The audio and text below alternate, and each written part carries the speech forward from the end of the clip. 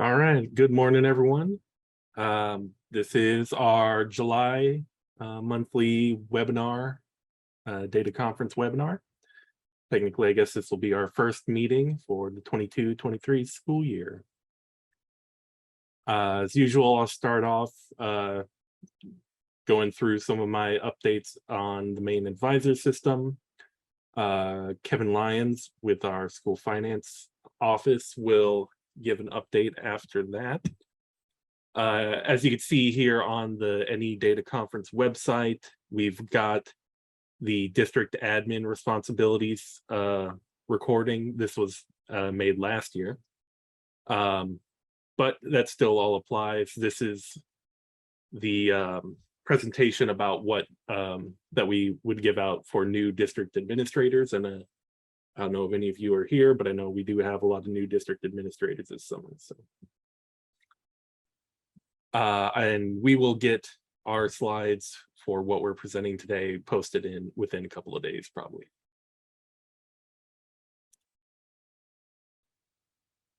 Alrighty, so July advisor status update.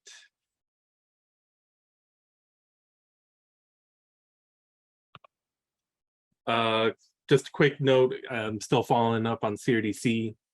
As probably many of you know, the Office of Civil Rights did finally send out their error validations about 2021 data.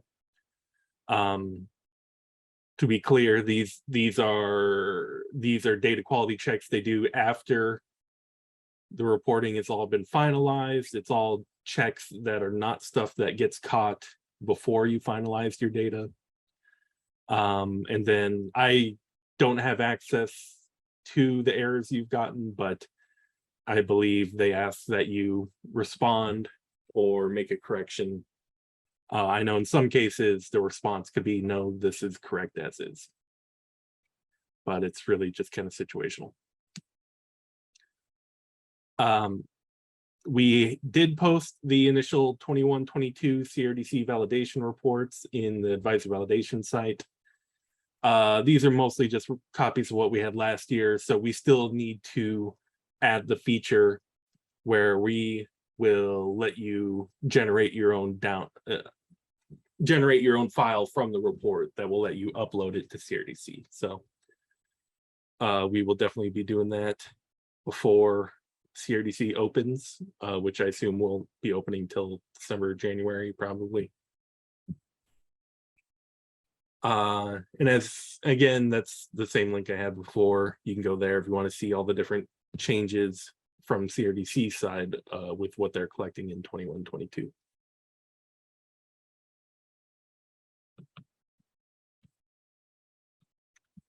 Just another quick update about pandemic EBT. Not much has changed here. We took a month off, but we're now next week is tentatively the final round of data collection for the 21-22 school year. So we'll be taking all data from August through May.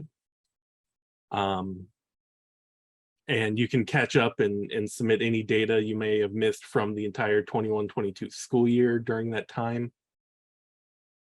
We still haven't gotten the approval from the governor yet, but probably there will be a new collection for 2022 summer benefits as well, which will work similar to what we did with summer benefits a year ago. But that hasn't been made official yet, so we will check back. I mean, you know, we'll send out notices once that's approved and we have the dates lined up, and we'll probably talk about it at this meeting in the future as well.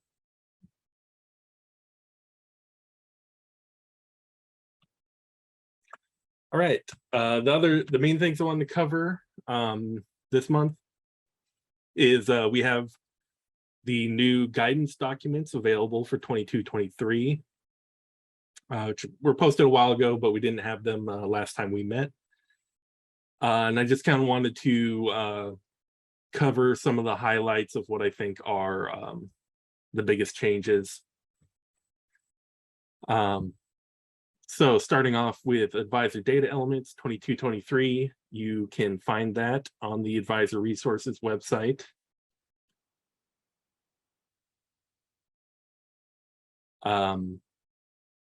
As we have been talking in previous months, there are 2 brand new elements. So they're flagged with the new field in the table of contents. I kind of did the entire document top to bottom, did a lot of little cleanup and kind of lining up things. And then added a bunch of little additional guidance that isn't really new guidance. Well, I mean, the guidance is maybe new, but it's not reflecting any rules that have changed at NDE generally. It's just additional things I thought of adding. So the Appendix A in that document lists like all the changes compared to last year. But we'll take a look at a few here. So again, one of the new elements, instructional time planned, just part of your course offering. This is what we want to use to do instructional units this coming year. Especially for any districts that have had difficulties with their block scheduling and instructional units this past year. Submitting this field will make that not an issue.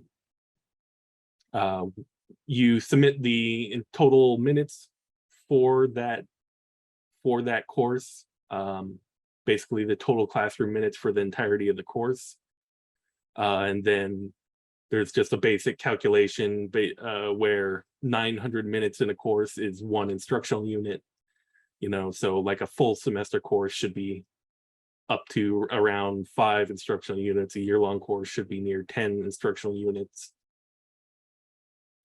So we will do that calculation and use that for the instructional unit reports. I didn't get time to put the instructional unit reports into advisor validation this year, but we will definitely have that for 22-23.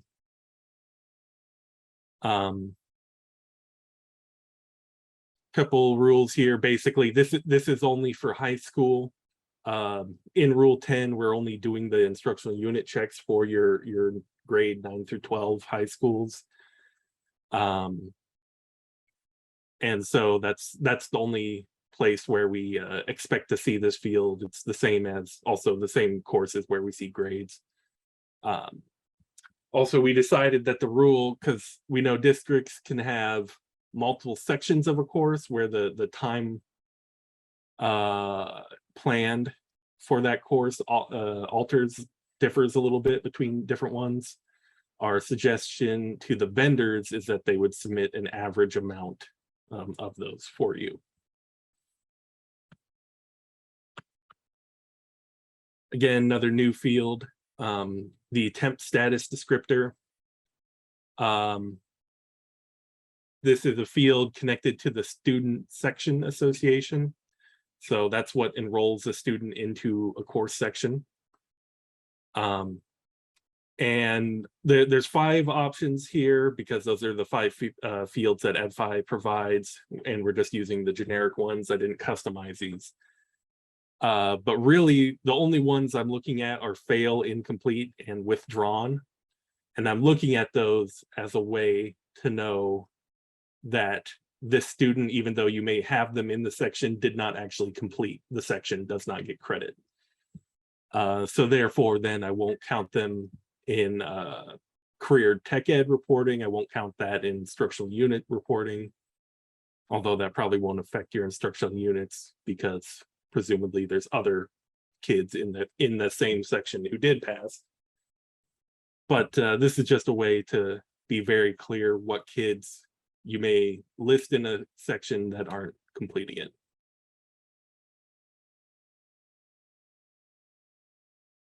Again, if you have any questions, please use the Q&A panel in Zoom and pop it in. We'll answer those as we go. We talked about this before already. I don't really want to go through all of it. I think I've shared this text with you before as well. These are new behavior codes we're adding to make sure we're covering all our bases with the new state statute that wants all public districts to report on certain sets of discipline data. So we added these extra behaviors just to make sure we have everything covered.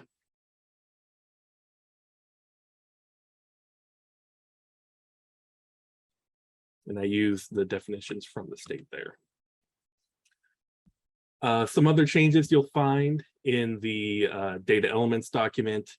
I went and added a bunch more of the fields that are provided by NDE. So you don't actually have to provide them, but I think it's sometimes just helpful to see as many of those as possible. So here's a few examples: the state course code of the course and the staff ID in the staff resource. I tag them with this little thing that says provided by NDE when that happens. Just want to let you know about that.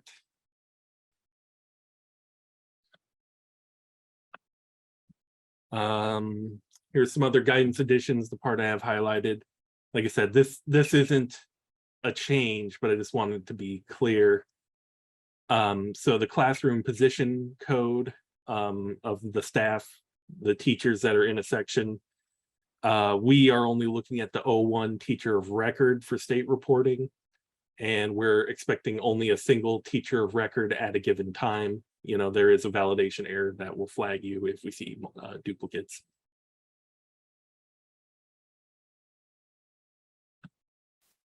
A couple other things. So the core staff ID override, which is an override field when you want to manually attach a staff ID to a section without listing this classroom position, going through the usual way of attaching teachers to sections. That's totally optional. Just wanted to be clear that the ID you submit there is essentially the teacher of record, and that ID is subject to course endorsement checks and anything else like a teacher of record. Section identifier. So the section identifier is kind of like this generated field that your SIS generates. I don't think any SIS lets you type it in. And so I just wanted to give you a little info about that. So it's a field that technically you're submitting, but you as the user probably don't even see it generally. The section identifier is meant to be kind of like a unique field for a section, but also to be clear, that's not the only thing that identifies the section. It's also kind of uniquely defined by that identifier, as well as the term it's in, the school it's in, and the course offering. So the course offering might be your local like 9th grade English course that you have set up. But then the section could be, you know, Mrs. So-and-so's section A, and that you offer it in the first semester and it's at your high school, you know. So all of those fields kind of combine to uniquely identify a section. So in any of those course reports that we have, I try to include all of that data so you can tell exactly which section we're talking about.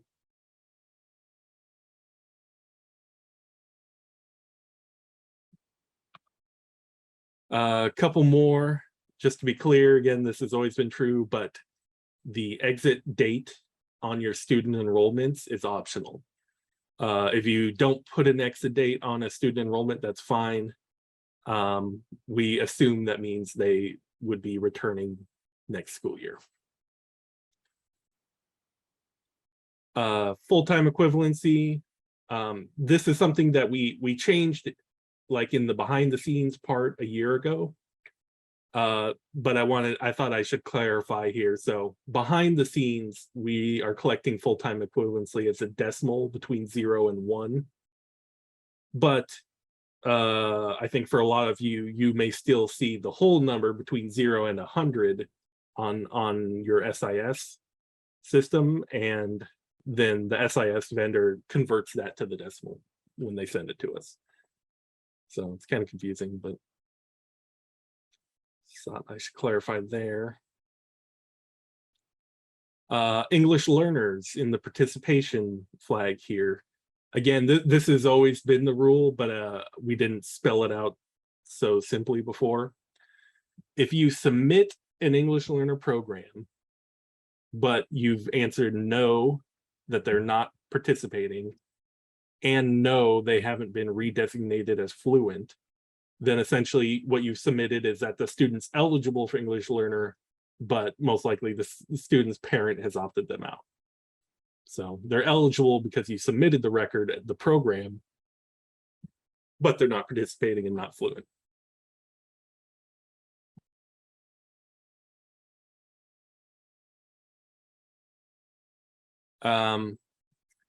Wanted to point this out. We didn't have this before. So in the discipline descriptor, the discipline code saying, you know, I cut off the top of this table, but at the top of the table, it's like 01 suspension, 02 expulsion, you know. And throughout the table of all the different discipline actions you can take, we have this column that says state reportable for expulsions and suspensions. And a lot of other ones say not state reportable unless the behavior is state reportable. While technically that is true, it should be noted that in the big list of behaviors, which we talked about some of the new behaviors we've added, all behaviors are now considered state reportable except for the behavior called 113 other. So generally, the large majority of the discipline data is considered state reportable.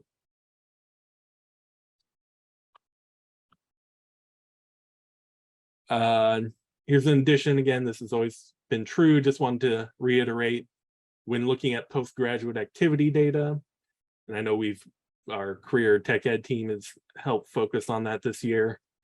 That data is always submitted and viewed in the prior school year. Since this is data that you're attaching to your high school graduates, it has to be reported in that graduate's final year. And that's also where you will see it in the reports and advice validation. I don't know how many of you even saw this, because I know a lot of vendors didn't necessarily build these fields. We did remove a few fields from even having to be an option for vendors that we did not end up submitting to CRDC anyway. So these were all just kind of general info fields about a school. Like, you know, do all classrooms have Wi-Fi, this kind of stuff. We're just going to let districts submit that to CRDC on their own. It's pretty simple yes, no questions anyways.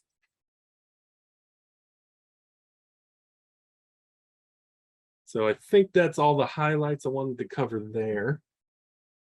I've already started, as you know, I asked here before, I've started getting a few emails of people asking to put some additions into the guidance. And again, if you have any ideas, please send it in. I'm more than happy to update it. I've been sitting on a few suggestions for a while. I think sometime before the end of the month, we'll put out a new data elements document. Nothing's changing except we're just adding some extra guidance. So some of the suggestions I've got pending, just again, well, I kind of covered this earlier, but temp status is only required for high school courses like grades. The school-related arrest field, the wording on it now doesn't exactly match part of the wording that the state statute under LB 154 uses. So we'll go ahead and line those up, essentially, you know, matching what the state statute says. Which I don't know if it significantly changes what school-related arrest is. I think it's just, if I remember, it was just clarifying like things related to school functions count, I think, like off-campus functions. I don't know. I don't remember off the top of my head. Someone had the idea of putting items in the table comments that are updated instead of just that new field we have. So I would do this, I think, for items that are not where we've just like tweaked the wording of the guidance or anything, but things that actually have updates. Like we added the 5 new behavior codes. So behavior codes aren't new, but that's a pretty significant change. So I will add that to the table of contents. Another one, definitely one we've heard last year as well.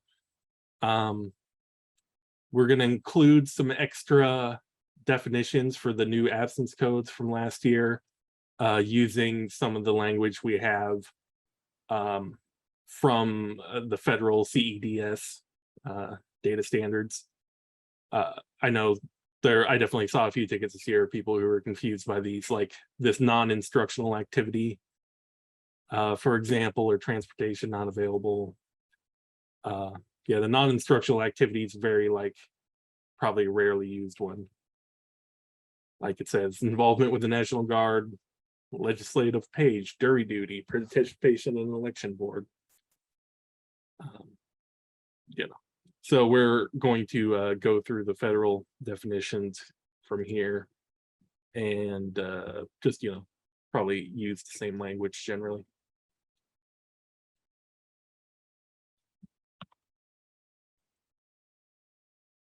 All right. Next topic, or last topic I have, the 22-23 staff reporting manuals just went out last week. So that is on the staff resources website, which is also you can get to from the advisory resources website over on the left side menu here. So we've got that one here. There's a couple of big changes this year. Hopefully that some things that can make your life easier, but it will involve more reporting in staff reporting. So one, we have a new position code for kind of a special one for activities and athletic coach. So you do not need to tell us all of your sport coaches, but we've added this position just for people that are hired by your district whose only role is like a team coach. Previously, we didn't have any way for you to report those type of people in staff reporting at all if that was literally their only role. But I believe, I don't know the details of this exactly, but I believe that if those people are looking to get a teacher certification, this will make their lives easier because now we will have employment history that you've put into staff reporting that then our teacher certification team can see and verify. So there's probably not a lot of your coaches necessarily would fall into this kind of category, but you can report them if you need to. Similarly, another kind of special use position code, substitute teachers. We are now collecting substitute teachers and staff reporting, and we'll be shutting down the old CDC collection for substitute teachers. Generally, the data we collect is the same, at least for now. You put in the teacher, they have a staff ID. You put in this teacher 5190 position code. You don't have to worry about a lot of the fields. It's kind of like the paraprofessionals where a lot of the fields you don't have to fill in. We don't have multiple SPI codes for subs or coaches. You don't have to put in education, salary, years of experience. FTE could just be 0. So a lot of those fields you can skip. Basically for substitutes, though, you enter the position, the start and end date, if applicable, and a new field for days worked. So days worked is the field we used to collect in the CDC. Now it'll be in staff reporting. We do have start and end dates, though. That's something we didn't have in the old CDC system, but for the purposes of the rule on substitutes, we really should have that kind of data so we can verify that a substitute is certified during the time frame that they are subbing. So, but yeah, then there is one new field coming, days worked. So I've got a little, I'll cover that here below. First, I just copied and pasted a few bits out of the staff reporting manual. Here are the position requirements for subs and coaches. You know, these are what the requirements always have been. We just didn't have them written in this document before.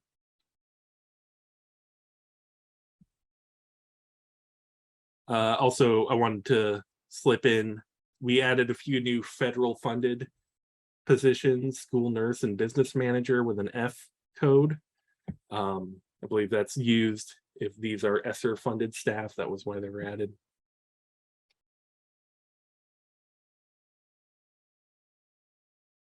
So, new days worked field.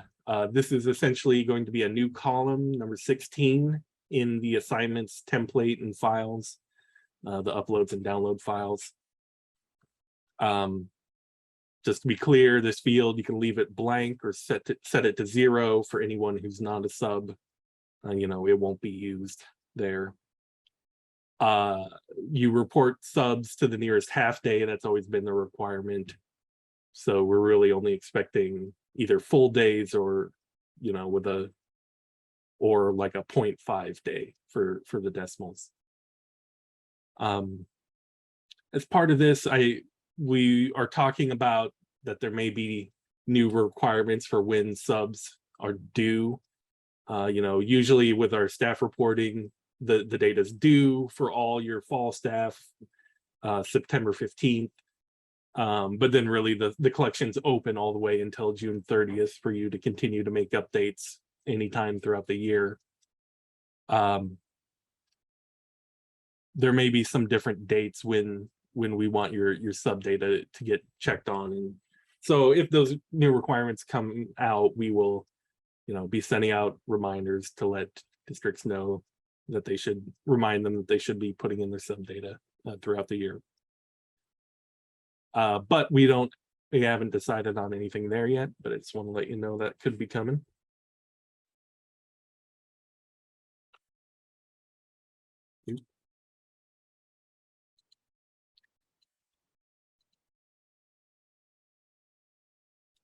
Right. Switch to the wrong document.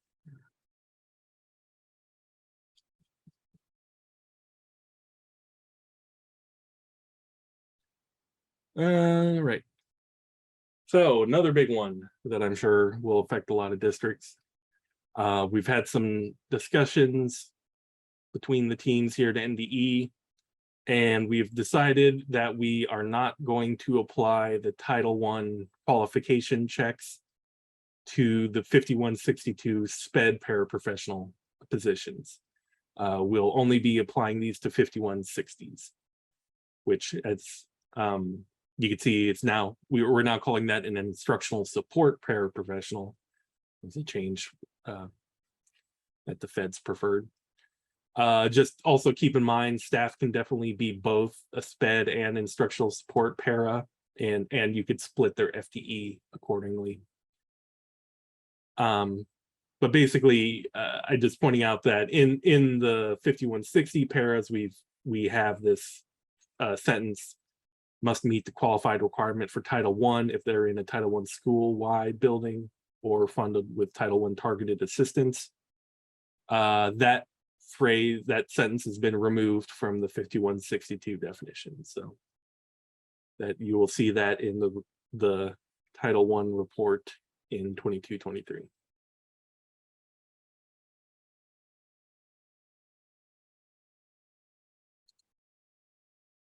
All right, that's everything I had. I didn't see any questions come in, so everyone's got it, but please, if you have any questions, go ahead and pop it in the Q&A. Amanda asked, if your school is school-wide Title I, should you use the 5160 code for paras? Probably yes. I mean, if, I mean, I don't know as opposed to what you mean in that question, Amanda, because, you know, sped paras do work, a lot of work related to IEPs for sped students. Definitely, there's also another kind of para that's really neither. That is not something we've ever collected in staff reporting, paras that are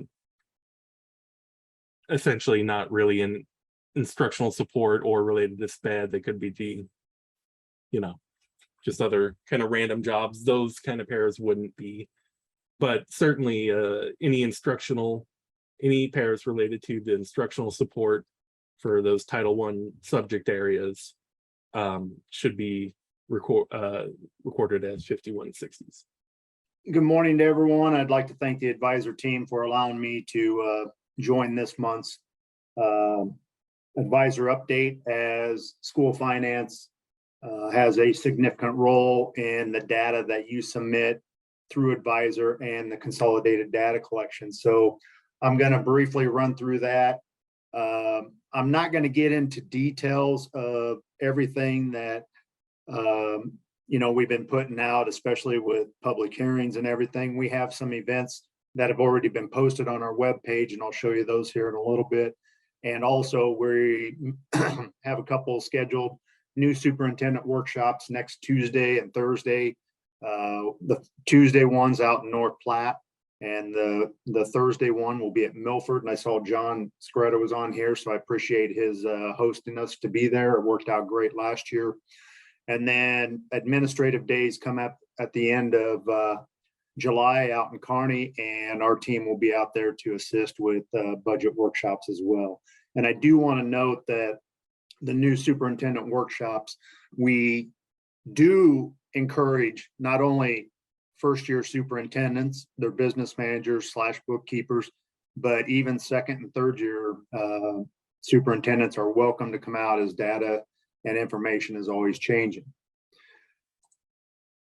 Okay, school finance data review. As Max talked about, advisor. This is information that, as the director of state aid, I pull the average daily membership, which should have been submitted in June. At the end of June, we got that taken care of. So between Max, myself, and my programmer, we'll get that data locked, and then I'll start doing the recalculation of state aid as I go through this. Just a reminder, we do pull the fall membership as of October 1st. Ensure your option in and option out students are correct through advisor. If you have any contracted students, ensure that they are updated and correct. Also, qualified early childhood programs. Those students do count towards the formula students, and these are 4-year-olds in an approved qualified early childhood program, which those early childhood programs are a 002 and 004, which can be found on the webpage. And then make sure that you're identifying your limited English proficient students.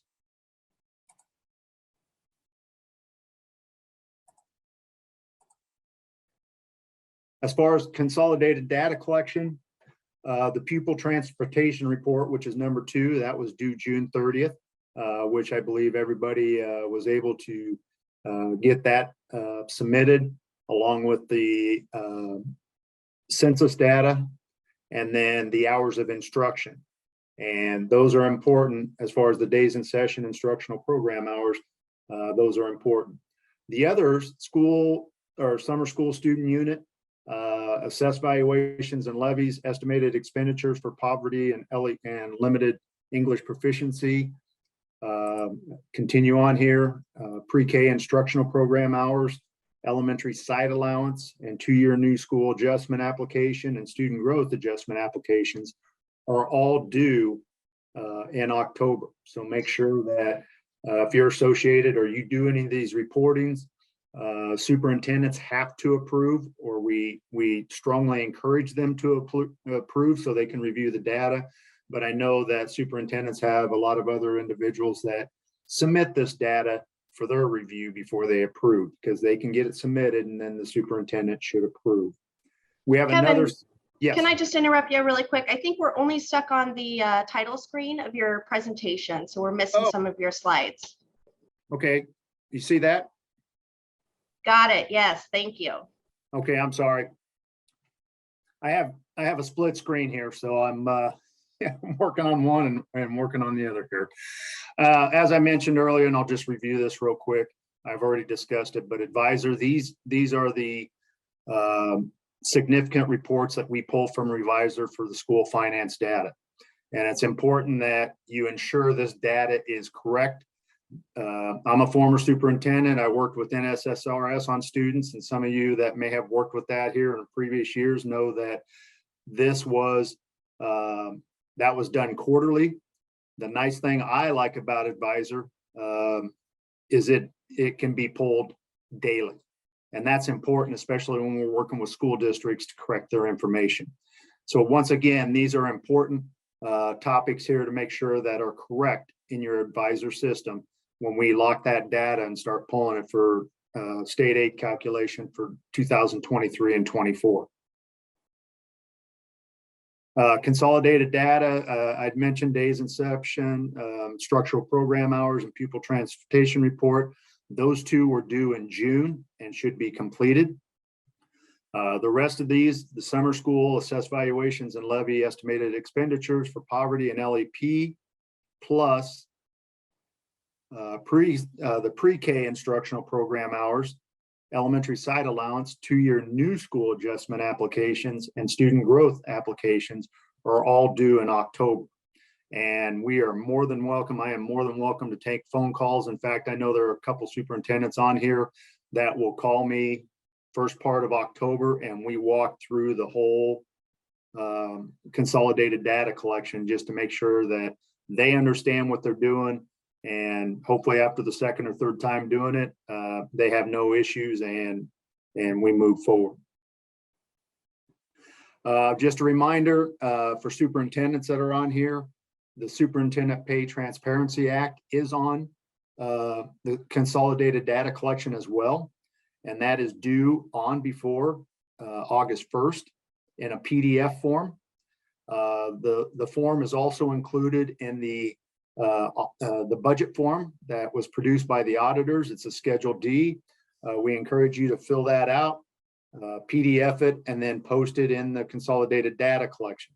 And what's important about that is come October 1st, of course, the end of September, I'll be contacting superintendents that have not done this, but by statute, we are required to withhold state and local funds after October 1st for any superintendents that have not completed this. So once again, we'll work with you and ensure that everyone is taken care of.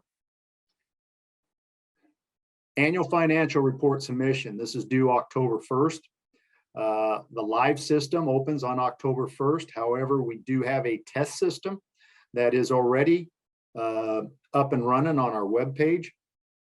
And we encourage you to take your annual financial reports, especially as you get into August and you're finishing up your paperwork as you get prepared for your auditors, but go ahead and start submitting that on our test site to ensure that your codes you're using at your district fall in line with the updated codes that we've been working on. And the financial information submitted must align with the audit. And if there's any errors, then we will notify the district to adjust or correct the information, which may have to go back to your auditors, depending on where the error was created. But once that is corrected or adjusted, then you need to upload that again. One of the things that is really been on the radar the last couple of years is the per pupil cost calculations. And a couple of years ago, this changed. Before, per pupil cost was just for the districts. Well, now it's broken down by the district and then each building that is within your district, whether it's an elementary, middle school, high school, what have you. And so we are working, and this will be our third year working on the value of building and contents. So we want to make sure that you have all the information that you need and all the correct information so that it matches up with your per pupil cost. And I will tell you, the first year we did this, we had one school building that had $12 billion in their school, and their per pupil cost was over $350,000. Well, we got that fixed because I don't want that superintendent to have to go to board or patrons and say we paid $350,000 for one student. So that's important to understand to make sure these are correct. When you enter the value of the building and contents by district, and this is all done on our annual financial report webpage, which you can get through, you can download through the NDE portal, and then you'll be able to put those numbers in there. And we recommend using your AFR insurance property coverage. So whatever your insurance coverage is for your building, using that number to break it down between the district and the building numbers based on the number of students and the district, what you own. As far as the district, the facilities that you would use would be like a bus barn, an administrative building if it's separate than the school district, athletic fields or complexes, just different things like that would be considered under the district. Per pupil cost at the district level. Again, these sections are going to be by district and school level. Mention the buildings and building content. So whatever your building's worth, and then all the desk and everything that's within the building. It's tied into average daily membership. That's why we stress in June that you have that correct number for average daily membership. Just as an example, this past year I had 2 school districts that did not have that corrected, but we got them taken care of prior to June 30th before the audit closed, so they were good to go. Total adjusted current expenses, and then your per pupil cost per that ADM. And that's why it's important to make sure that we have all these numbers correct and you feel comfortable from your school district that when we lock the data, those are the correct numbers. Since I have a number of people on here, opportunity for budget assistance as we approach budget season over the next couple months. Next week, I mentioned, we'll be out in North Platte at the Best Western, and all this information is online if you want to register, and I'll show you that website here in a minute. We'll be in Milford on July 21st. That's a good opportunity for us to hit both the western and eastern end of the states. Budget assistant administrator days will be out in the Platinum 3 and 4. These are the new rooms in the Yana Center, and we'll be out there working both Wednesday and Thursday of July 27th and 28th. Of course, we take call-ins and set up an appointment for budget help, or we take, I currently have 2 superintendents that have emailed me their budgets, so I started looking at those for them, and then I provide them comments on recommendations moving forward. We currently don't have our office set up yet. We know we're making progress, so we hopefully we'll have that opportunity, but there are some conference rooms there where we can still have superintendents come to the new office that's just off of Cherrywood and 84th Street in Lincoln. It's on the east side, to work with budget assistance. I got to make my boss look good. So Bryce has a Twitter account, and he's always updating school finance related reminders. He's updating due dates, and then any legislative updates that are there. As I mentioned, our school finance website, hopefully you've had an opportunity to see this, and I just took a snippet out of this. There's a lot more information on our webpage, but the thing I wanted to point out here is all the updates that we posted just in the last month. And if you look at upcoming due dates or dates of importance, we have those new superintendent orientations, but also on June 29th, we did a school finance and budget webinar. And that involved all 4 of us team members and the state auditor, especially going through all the changes with the audit, the due date being September 30th now, but we've been taking a lot of questions involving the public hearing, the joint public hearing. And so that information can be found on that webinar. You can either run off the slides or you can watch the presentation itself. All of our forms for next year are posted as well. We'll have the LC forms posted. They're due by June 30th, or I'm sorry, September 30th, but we've been getting the information out there sooner to be more, to provide more assistance with those bookkeepers, budget managers, and superintendents. So as far as our team, you can contact us by phone or email any one of us.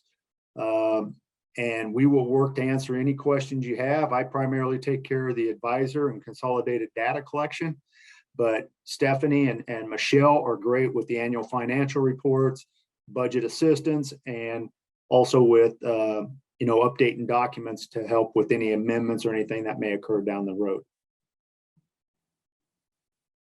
I want to thank you for the opportunity again. I do have a question: is average daily attendance or student attendance, not membership, used in the financial aid formula? Average daily attendance is not. We use average daily membership only.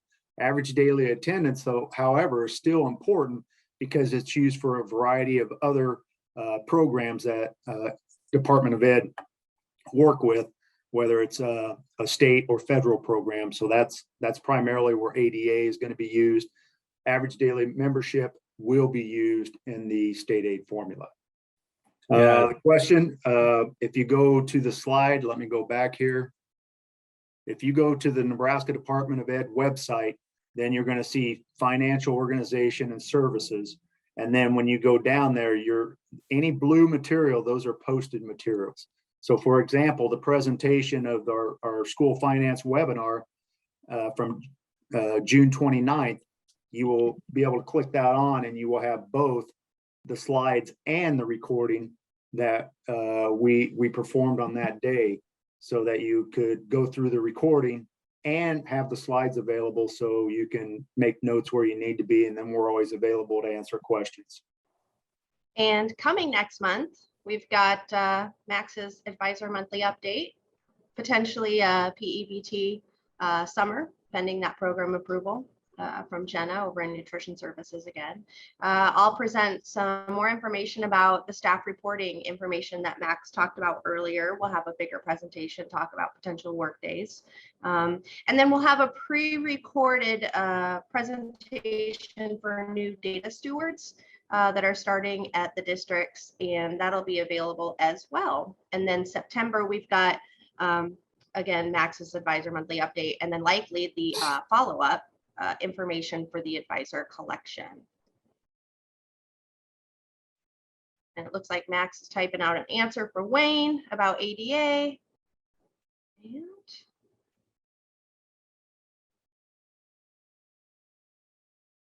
then for next month, of course, here's our website. Again, another reference where you can get Kevin's slides and the recording.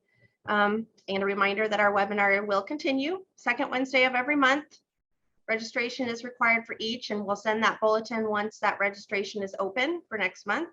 And we'll be updating our content and agendas regularly. So thanks, everybody. And I think that'll do it, unless anybody else has any additional questions for us.